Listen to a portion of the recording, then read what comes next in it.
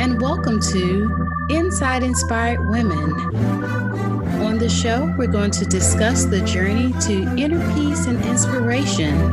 And our goal is to encourage, uplift, and inspire women everywhere.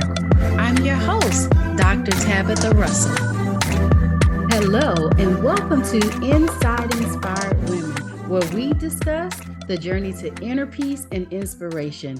I'm your host, Dr. Tabatha Russell. And on today, I have a super amazing and special guest with me on today, Mr. Mark Rodriguez. Let me tell you, he is nothing short of a miracle, ladies. The reason why I'm bringing him on the show on today is because of his story and how it is that he is out here helping men to literally transform their lives, transform their health, transform their mindset, and really leave his mark on this earth.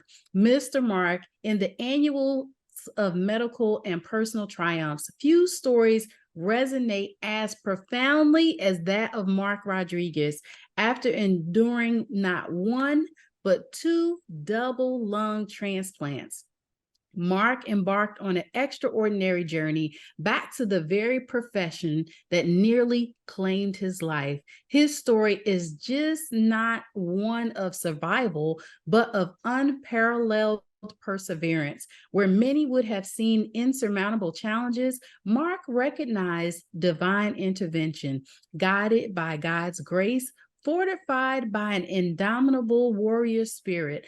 Mark defied all odds, achieving feats previously considered unheard of. He stands as a testament to the power of unwavering belief in oneself, continually breaking the chains of self-doubt and self-sabotage that often binds all of us, right? But let me tell you, he's specifically out there inspiring others. Mark's resilience and unwavering faith has taken him to territories yet uncharted. As he navigates this unique path, he remains ever thankful, especially for the tough days. His journey, medically speaking, should have been cut short, but a higher power had different designs for Mark's life.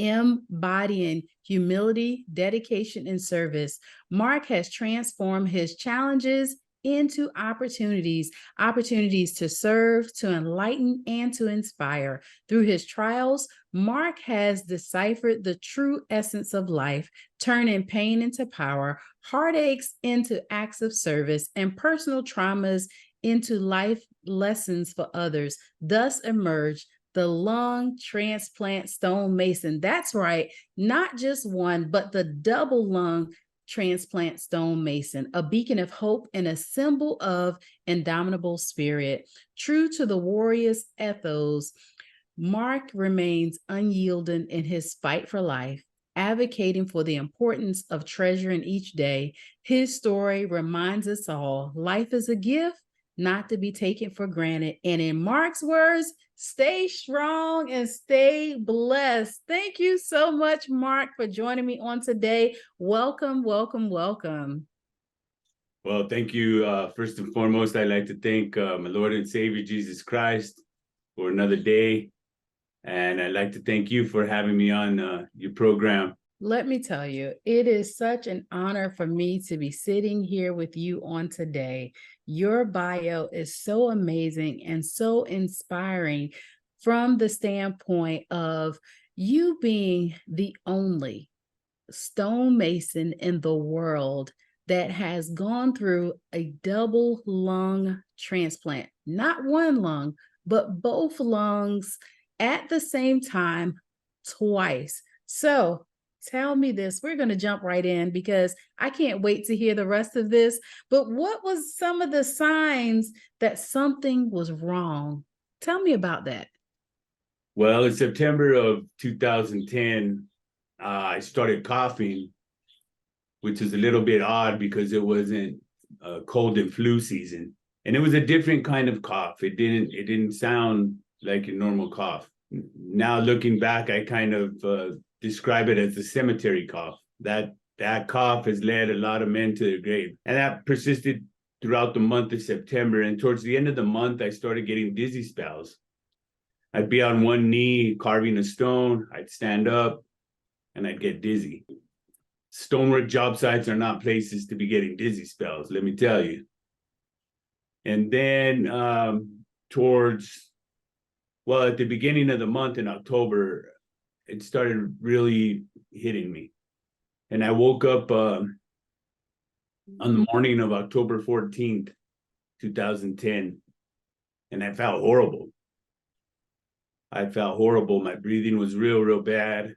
And the day before, I was doing a stone fireplace. And so I decided to go get checked at the emergency room. And when I walked in, they could see I was in distress. So they checked my vitals immediately, and my oxygen was at 66.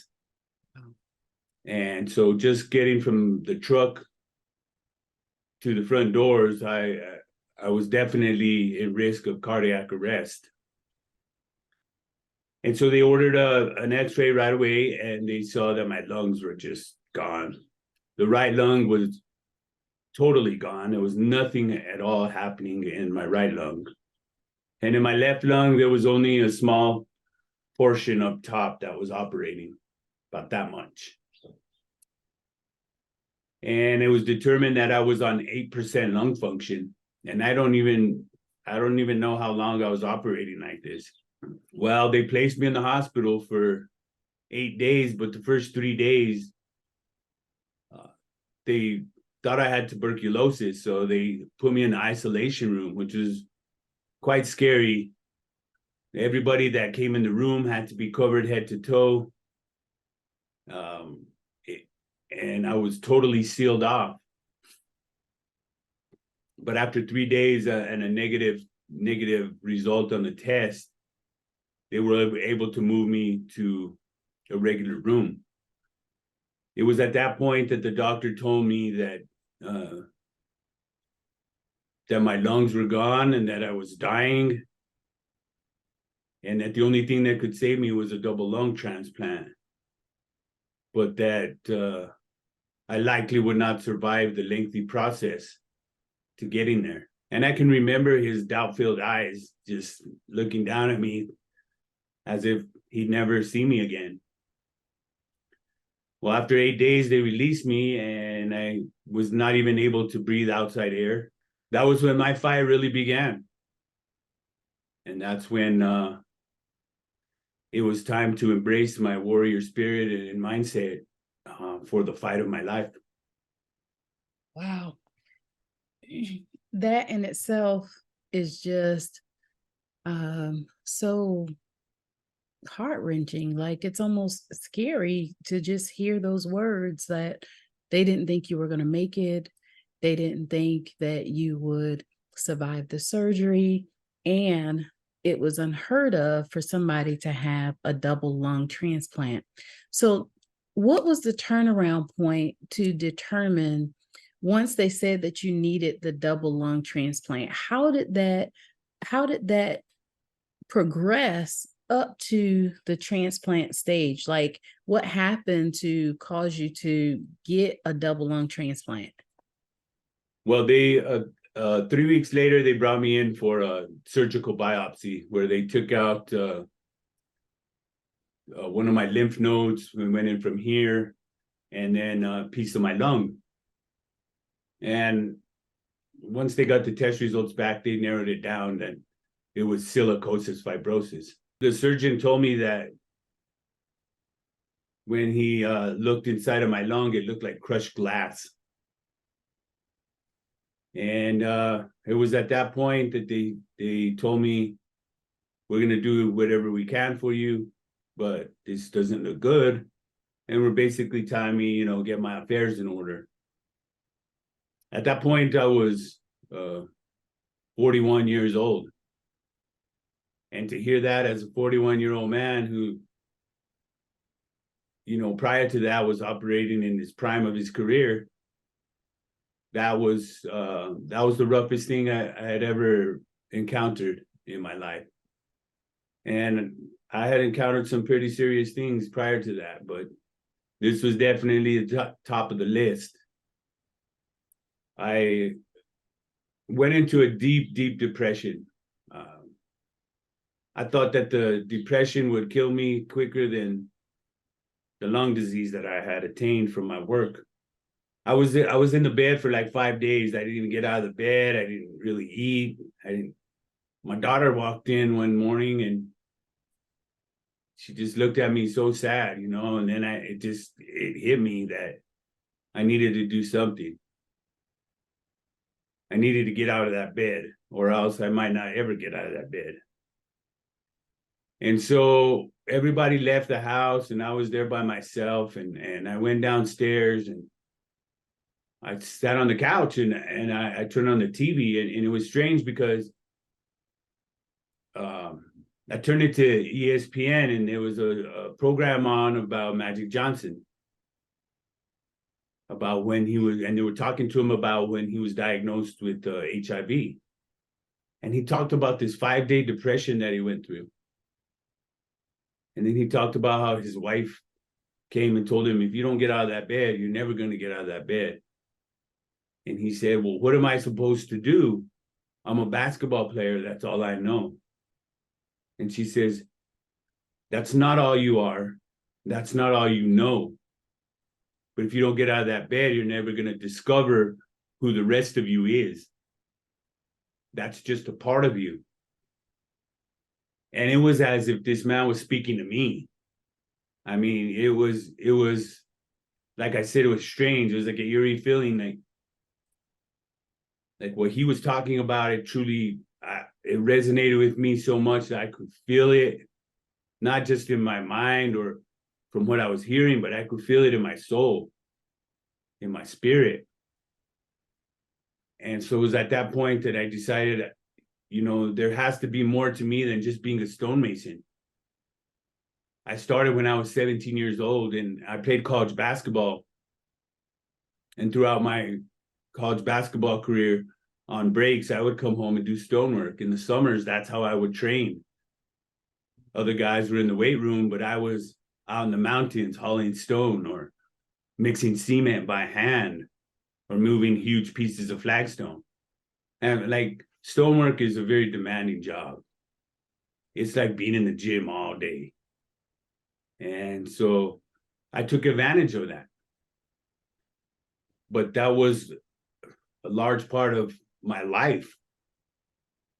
And to hear, they told me, like, you'll never do this again. And me being the hard-headed stonemason that I am, I thought to myself, well, never is a long time. But I didn't want to seem like I was rocking the boat, so I didn't really debate with the doctor on that. I just took his words and I did with them what I did with them. But to hear that, there was most days that I thought my days were seriously numbered. And to a large extent, they were. But then in January, I still remember the dates. It's crazy. On January 17th of 2011, I started pulmonary rehabilitation. And I mean, prior to that, I could remember trying to do things in the house to help myself get better, but I couldn't do much. I remember my weight, my dumbbell was the coffee table candle. And I would try to do curls with it and try to do different exercises with it, but even that little candle would wipe me out. So it was hard to stay positive. But then on January 17th, I started pulmonary rehab. And that was for me, was the turning point, because it took me 15 minutes to get into the gym at the hospital. I could only work out for 12 minutes. I did 3 minutes on 4 different machines and I was through. I was spent. Well, at that point, when I got back to my truck,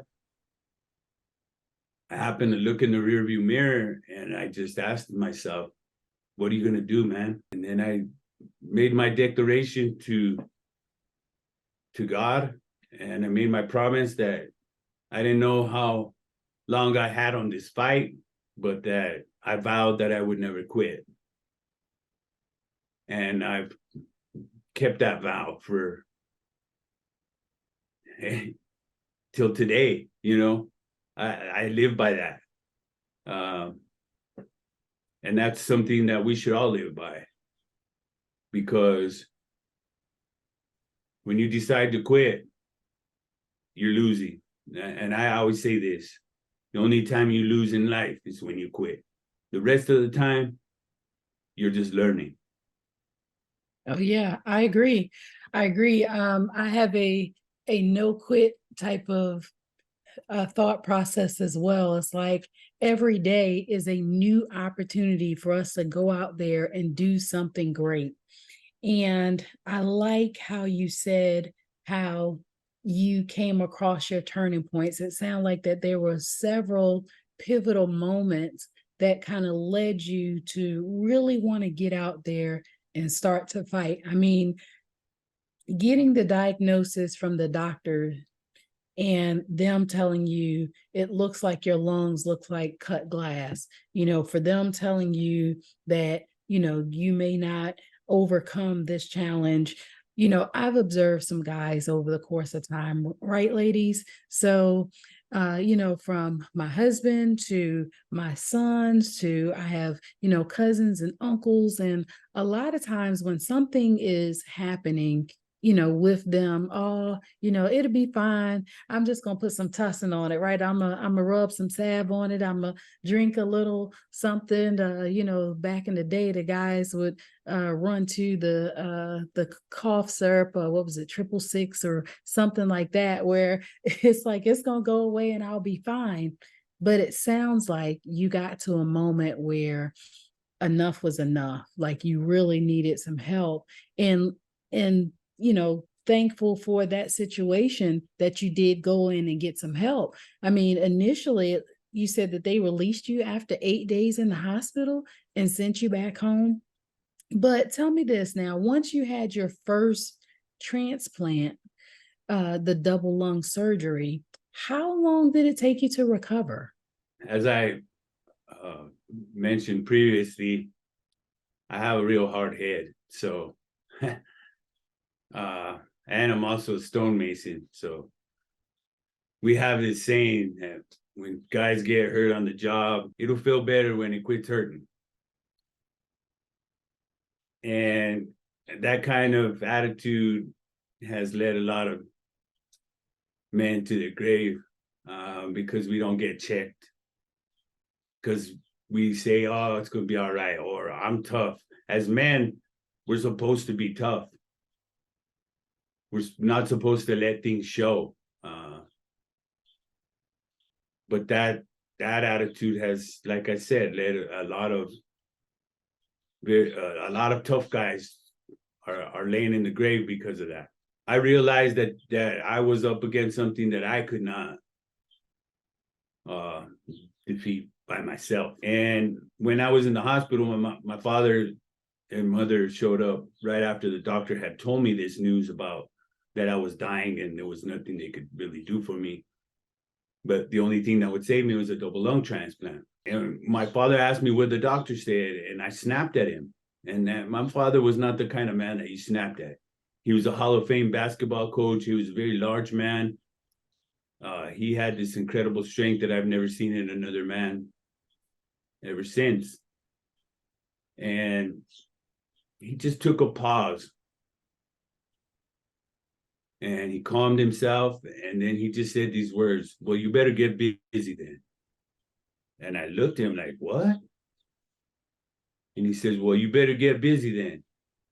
Either you go curl up in a ball in the corner and quit, or stand up like a warrior and fight for your life.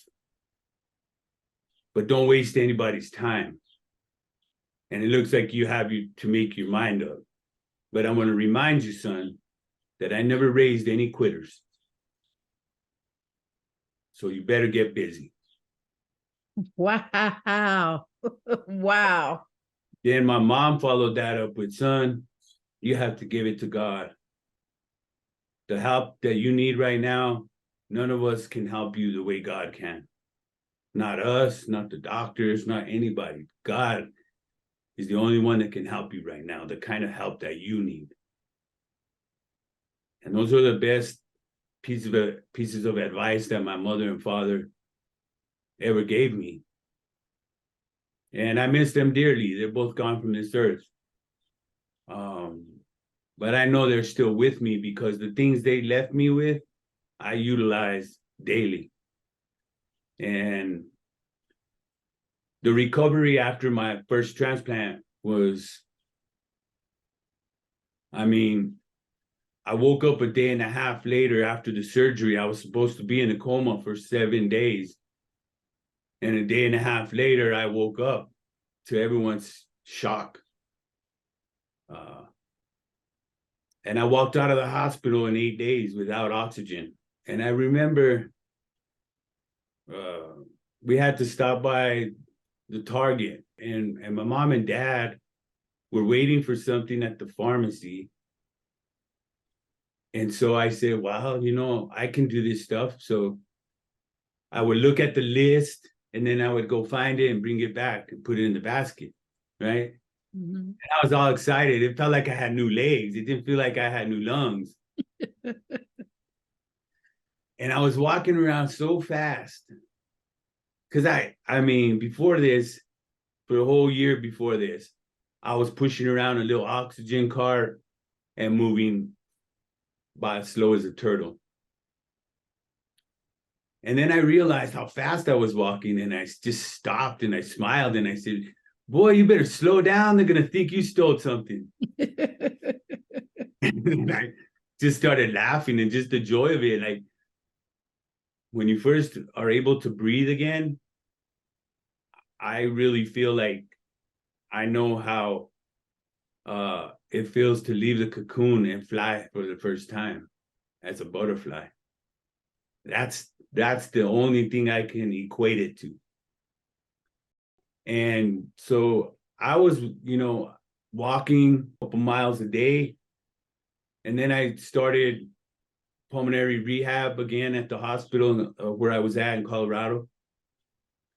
And I had this specific workout that I would do.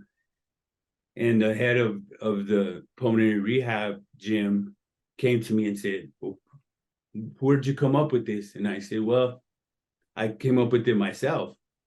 And a lot of the exercises had to do with expanding your chest, because when they cut you across your chest, you tend to go like this and stay closed up. Right. And so I did a bunch of exercises that would promote movement and range of motion. And I knew a lot about exercise. Obviously, I was an athlete for a good portion of my life. And so she asked me if I would lead others in the workout. And they actually adopted my workout as mandatory post-transplant. And that's where my role as a helper began. But I was, you know, like I said, I was always hell-bent on learning things the hard way. So I started playing in a men's basketball league 5 months after my first transplant. Wow. And I was feeling great. 7 months and 9 days after my transplant, I ran in a 5K race, 3.2 miles in Colorado. And it rained the whole way. I had my arm, I remember I wrapped my arm in a plastic grocery bags. And I ran the whole race. And it was something else. And then at 9.5 months post-transplant, I competed in my first transplant Olympics, the Transplant Games of America in Grand Rapids, Michigan. And I competed in basketball and track and field, and actually got to compete in the bowling competition with my donor mom, which was very, very special. My donor mom and dad, John and Peggy Stella, drove from New York to Michigan and spent 4 days with me there and watched me do all these things with their daughter's lungs, or the gift that their daughter gave me. and I scored 66 points in two basketball games. And when I say basketball games, it was a 3-on-3 half court with running clock. And I was just, I mean, I was feeling it. I felt great. So the recovery for that one was a little bit quicker, but for the second one, it was night and day. Wow. So it sounds like that you're definitely spilling all of the tea today. It's all spilled. It's all over the coffee table, the floor. Yes, definitely. So walk us through what led you to having to get a second transplant. And I know that you said that the recovery period was night and day, but talk with us about the process that led you to the second transplant. So after my first transplant, I briefly went back to doing stonework. But I could see the writing on the wall. It just wasn't the same, and I wasn't producing. And I never wanted to be that guy that, oh, poor guy, we feel sorry for him. And so I stepped away from that. And that was hard because it was like losing my career second time. And then I went into coaching. I was coaching at a high school. I was the assistant varsity coach for a girls basketball team. And I went on to become the head softball coach and also the assistant varsity soccer coach. And I had a position in the school. I was in charge of the in-school suspension room. So they gave me all the kids that pretty much everybody had been giving up on. And I had some great success working with those kids. I really helped a lot of them turn things around. And I enjoyed that a lot. Well, one morning I was running late and I was tying my shoes sitting on the bed. And mind you, I was the guy who handed out the tardy slip. So showing up late, that's not a good look, right? And so I was rushing and I was tying my shoes and I stood up too fast. And I lost my vision, I lost my hearing, and I ended up passing out. Well, I fell against my dresser and the handle from the drawer hit me right in between the ribs. And when I came to, I didn't even really know where I was.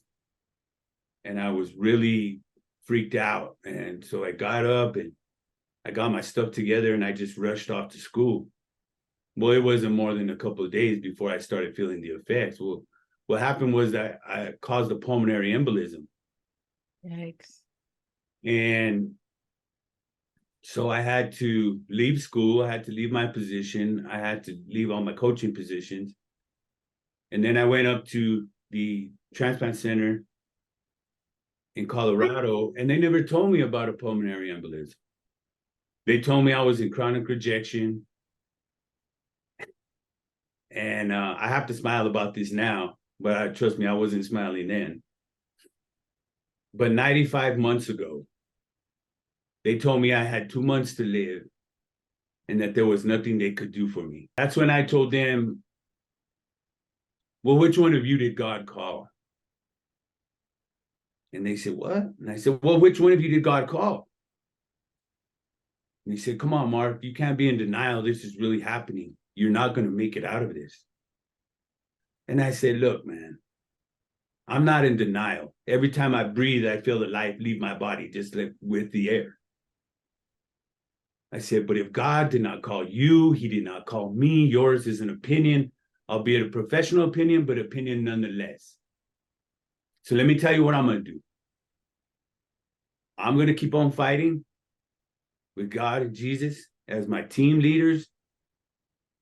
And it looks like y'all are ready to check out of this fight. So check out, because I can't stand quitters. And you better do it quick, because I can't do much, but I bet you I could throw this oxygen tank at one of you. And unless you can catch an oxygen tank, I'd get out this room fast. And they didn't believe me until I started taking the thing apart. I shut it down. I turned it off. I took off the regulator. I took the cannula off, and then I started unscrewing it from the carrier. And once they heard that metal sliding on the metal, boy, they hightailed it out of there. And I was mad because they quit on my life. They made me feel like my life was not worth fighting for. And I put that hospital in my rearview mirror, and I never looked back. And I knew I was dying, but I was just trying to make it 2 months and 1 day. And at 3 months, I got a call from the great doctors at St. Joe's Hospital in Phoenix, Arizona, and they agreed to give me an evaluation. This was on December 4th when they called me of 2015. And they said, well, when can you be here? I said, is tomorrow too soon? And they were like, no, but I mean, can you get? I said, I'm leaving in the morning. When we hang up this phone, I'm packing a bag. And so the next morning at 6 a.m, we left and got there about 3 o'clock in the afternoon. And I checked into the hospital there because I was too weak at that point. I had dropped down to 120 pounds. I was on my deathbed. I had been on my deathbed now for almost 3 months. And I checked into the hospital it was 2 weeks that it took them to do the evaluation.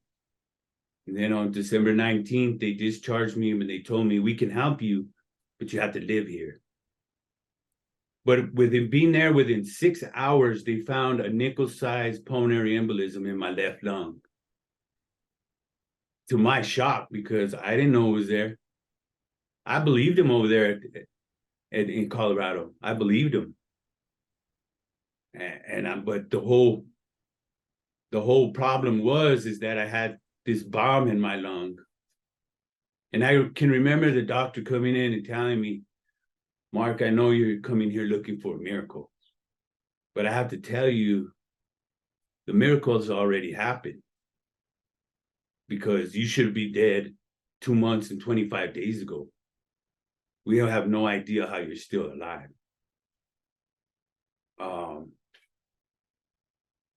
And that floored me. And it was all they had to do was treat it there, treat me for the blood clot.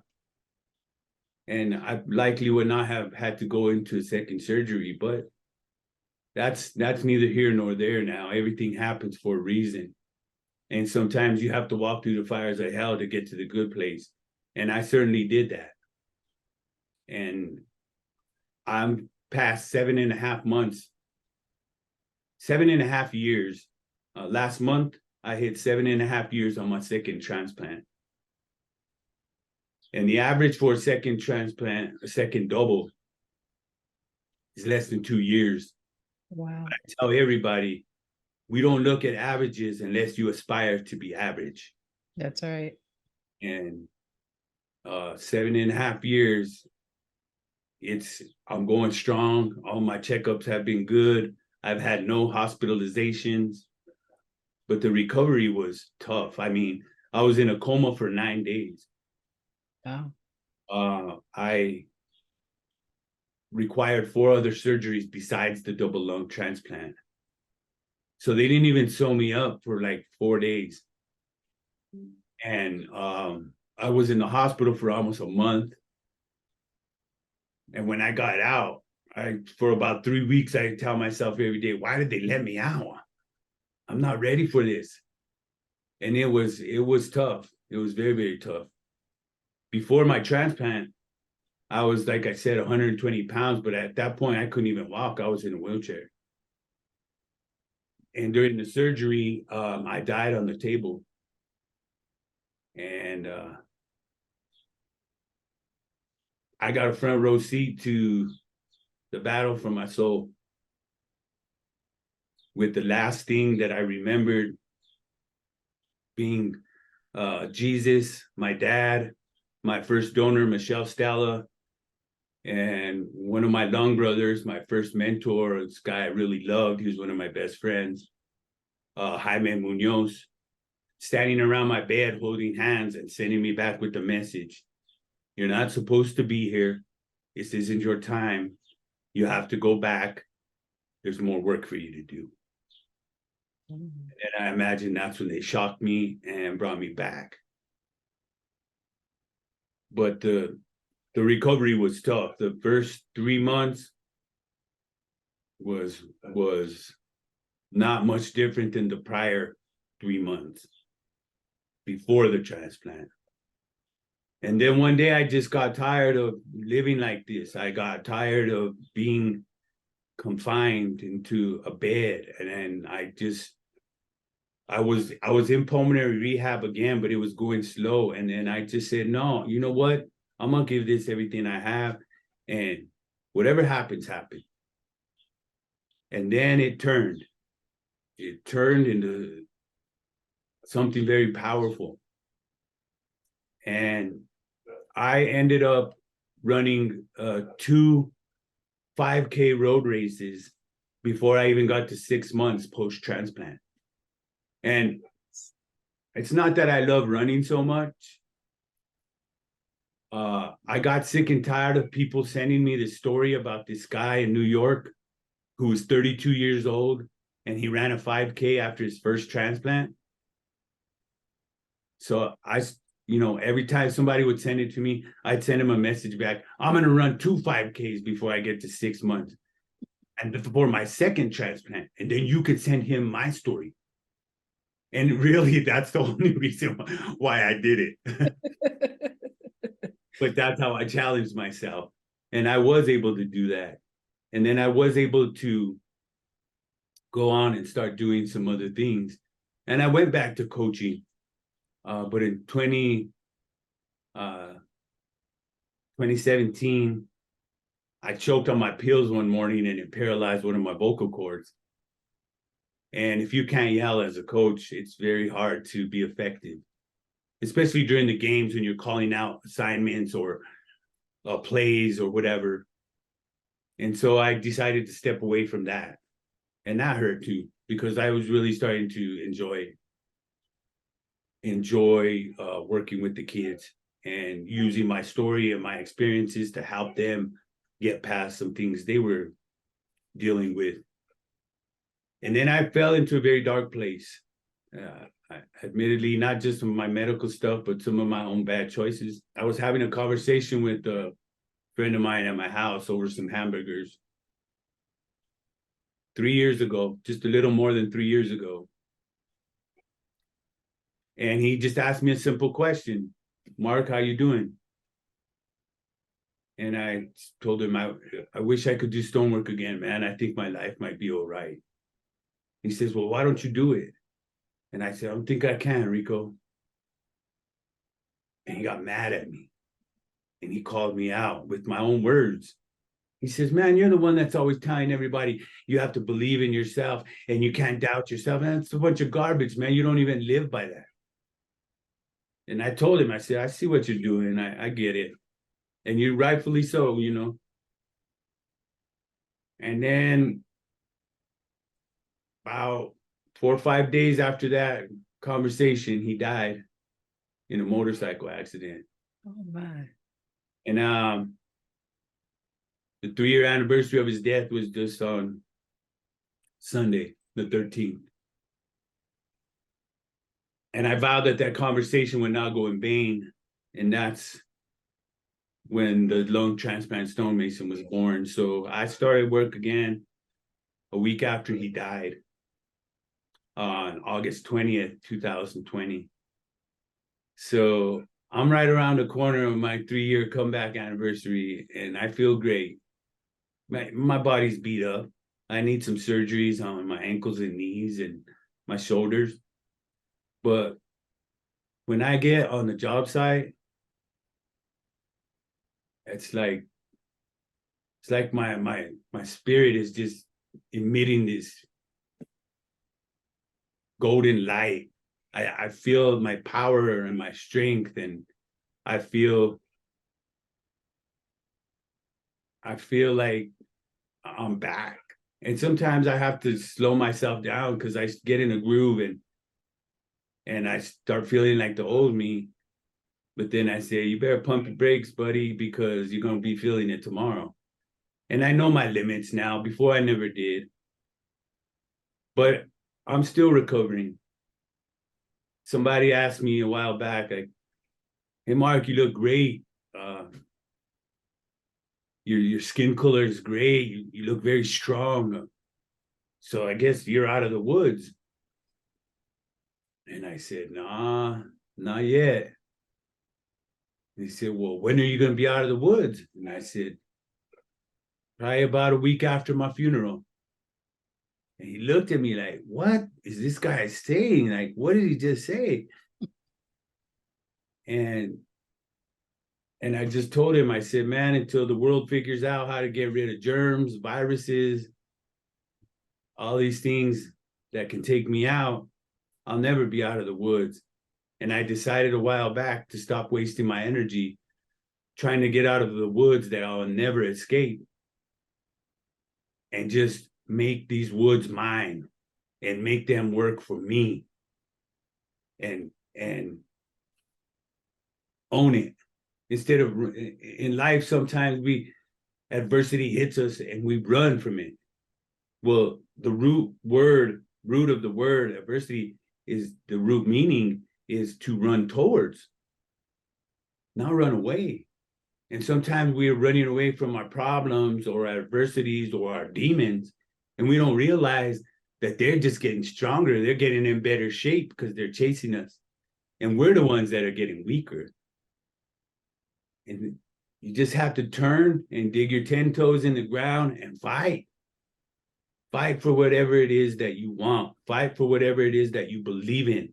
And fight for the people that you love the most. Yeah, I agree that like my one word today has definitely been wow, wow, and wow again. I mean, it just is so like I am almost speechless today. And that doesn't happen very often. Just by hearing your story, hearing how much you've had to go through, but more importantly, how you're now using that to help yourself go forward and ultimately help others, right? You said that you were not able to get out there and coach anymore and that kind of stuff. And I definitely understand when you have to, sometimes pivot and do some realignment with the things that you love to do. But I'm hearing that you are getting out there and you're doing a few things and that kind of stuff. So tell me about what is next for Mr. Mark Rodriguez. What is going on with you? I've ventured into the world of public speaking. I started writing a book in October of 21. And I didn't realize how hard it would be. It was like ripping open the wound and reliving it all again. But I also didn't realize that that's what I needed in order to heal. And sometimes healing feels like hurting. And sometimes healing feels like pain. But without that healing, there is no opportunity for growth. And without growth, there's no leveling up. There's no evolving to a better version of yourself. And you can't help others heal unless you're healed. It's often said that hurt people end up hurting people. And I was hurting. There was so much that I had not dealt with. And in the course of that, I started realizing that I could help other people. And through writing my book, I started realizing that my story can help out a lot of other people. And so my mother passed in January, and in early February, at her gravesite, as we were burying her, I gave her what I call a warrior's tribute. this was the strongest woman I've ever known, I will ever know, for many reasons. But she battled stage 4 lung cancer for 7 years without a complaint and always a smile. And with God as her center the whole way. And I delivered this warrior's tribute to her that took me about 7 or 8 minutes to deliver. And after I did that, there was probably about 100 people there at the cemetery. And after I did this, so many people, I mean, there wasn't a dry eye. And so many people were coming up to me saying, Mark, that's what you need to be doing. You don't need to be messing with the rocks anymore. This is your calling. This is what you should be doing. And so later on that night in prayer, God showed me that I had a gift. But he made it very, very clear that that gift was not for me. It was for me to serve and to help. And that's when I started actively looking for mentors. And, you know, I trained with a few different people, but it led me to two very influential people in my life who have had a massive impact in a very short time. You might know them, a gentleman by the name of Sean Fair and a wonderful woman by the name of Dr. Tabatha Russell. And I've learned so much, so much for them from you and from Sean. And I'm just so grateful that God led me to you. And I have a talk next week. I've been doing some things. In May, I went and filmed a thing for Prime Video, which will be coming out anytime now. Yes. Week or next week. It's called Speak Up Season 5. Yes. Public speakers. And that was one of the first things I did. In April, I started doing some small things for men's groups and church breakfasts and stuff like that. And then in May, I went and did that. And then in June, I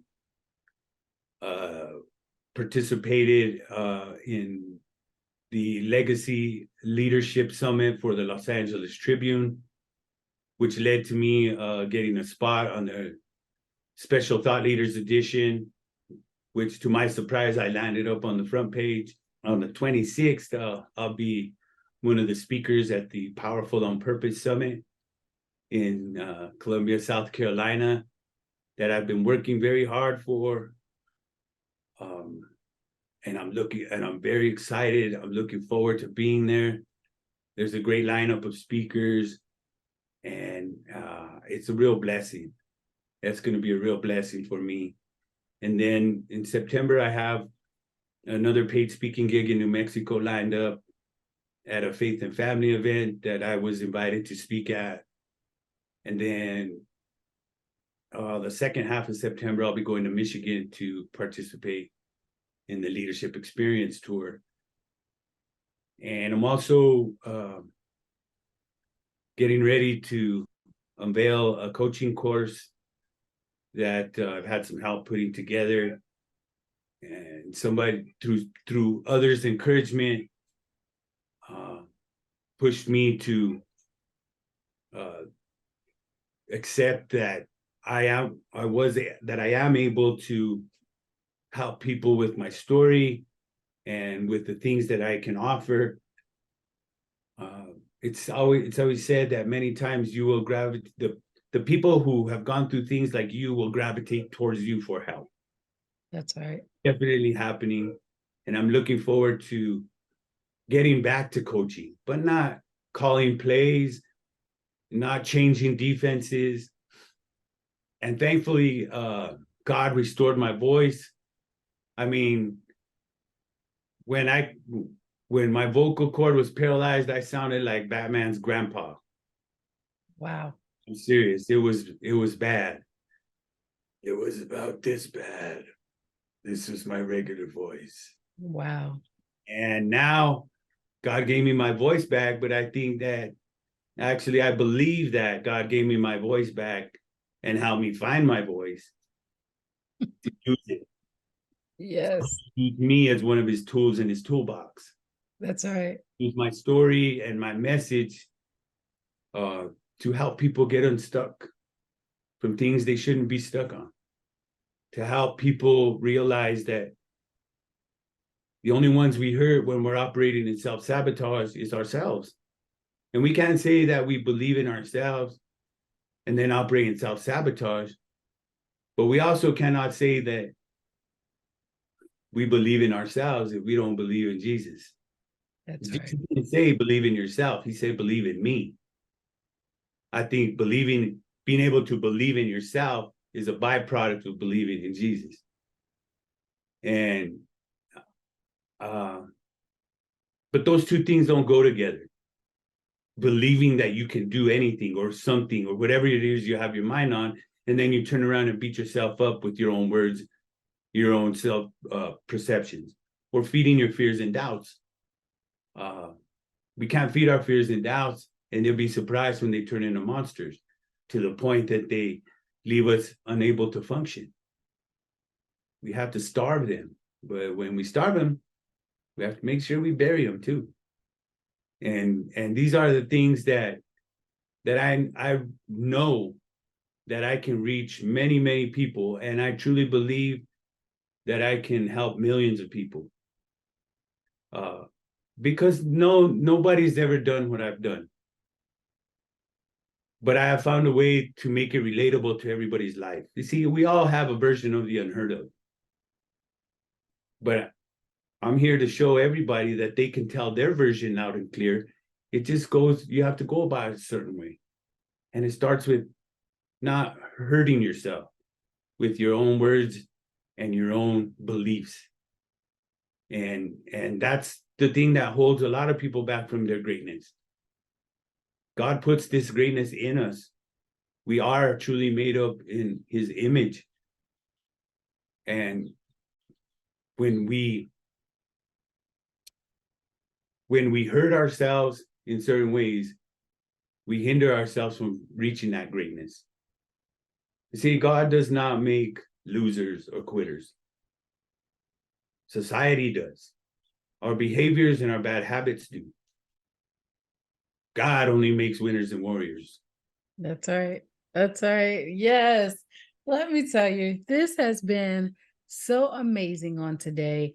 I can only say that I personally am inspired by your story. Not only that, I am honored that you will be coming to Columbia, South Carolina on August the 26th at the Powerful on Purpose Summit. I know that it is going to be such an amazing day, and you'll be able to share your story. Along with some other amazing speakers. And Mr. Sean Fair himself will be in the house because we believe over here in collaboration over competition all day long. And I just so happen to know that Mr. Fair is also super amazing. So thank you so much for sharing all of your wisdom with us on today. And more importantly, just about your journey. How can people contact you? Well, you can go to my website, the lung transplant stonemason.com. And in there, I have all my information. Now, if somebody's got something going on, or you ready to make a change, hit me up. We'll figure it out together. That's why God still has me here, to be a helper, be a servant leader. So whenever you're ready, I'm ready. And I just want to say real quickly that I have had the pleasure and the honor of being raised by some of the most powerful women in my mother and my grandmothers. And I have had the honor of being the father to a very powerful young lady, my daughter. And I am so blessed to be married to yet another powerful woman in my wife, Sandra. I thank God for these powerful women every day, and God keeps sending more powerful women my way. So thank you for being in my life. Thank you for having me on my show. It's truly been an honor. Thank you for having me on your show. Excuse me. Carried away. I thought it was my show for a minute. Thank you for having me on your show. And it's just an honor and a pleasure to know you and be involved with everything that you're trying to do in this world as far as making a massive impact on the people of this planet. So thank you. Thank you. I once again will say that I am honored. I'll have to have you back on the show again to just keep up with your progress. It sounds like you really have hit the ground running. I will definitely say that you have been implementing, you've been following all of the instructions. And I'll tell everybody that the process works, right? If you have that right mindset, you're diligent, you're ready to go, then there's no stopping you. And I believe that you are definitely unstoppable. So thank you so much, Mr. Rodriguez, for joining me here on Inside Inspired Women, where we endeavor to share our journeys, our stories, one person at a time, but more importantly, to empower, inspire, and impact people all around the world. So thank you so much, Mr. Rodriguez, for joining me on today. It has been a pleasure. And thank you so much. To everyone, have yourself a super amazing day. Thank you so much for joining us. Until next time,